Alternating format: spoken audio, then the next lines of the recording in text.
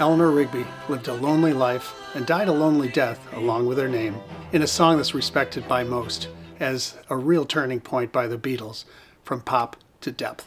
Paul wrote the song, though John did claim some more significant contribution to it in his later years, though nobody seemed to back him up on that. And one question is always asked: where did the name Eleanor Rigby come from? Paul has stated that the name was Daisy Hawkins when he first formed the song, but later he noted that the first name was inspired by Eleanor Bron, the actress who was the high priestess in the movie Help. Now this is the same Eleanor Bron who was rumored to be having an affair with John, and also might have been the inspiration for Norwegian Wood. But there doesn't seem to have been any supporting traction to verifying this at all, so it seems to be more rubbish than rumor. As for the last name, it was going to be for a short time Bygraves, but that doesn't seem like a great choice. I think the Graves thing would have been overkill. When Paul was in Bristol once, he noticed a name on a building, Rigby and Evens Limited, Wine and Spirit Shippers. He thought the name Rigby, Eleanor Rigby, sounded natural, and natural was exactly what he was looking for. So that's how the name came about.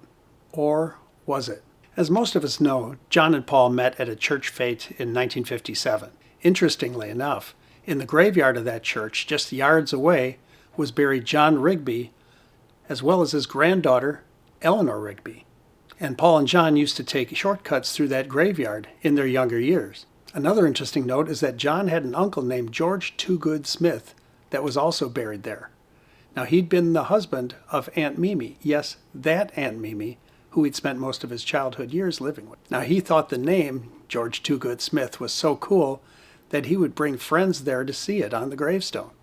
That was another opportunity that Paul had to see Eleanor Rigby right nearby. Now, I'm not looking to debunk Paul's memories of his thought process, but I think I'm going to have to say sorry to Eleanor Bron and Rigby and Evens, because I don't think they were true inspirations for the name. I might suggest that they were nothing more than mere mental nudges to Paul's long-lost memory from his youth of Eleanor Rigby.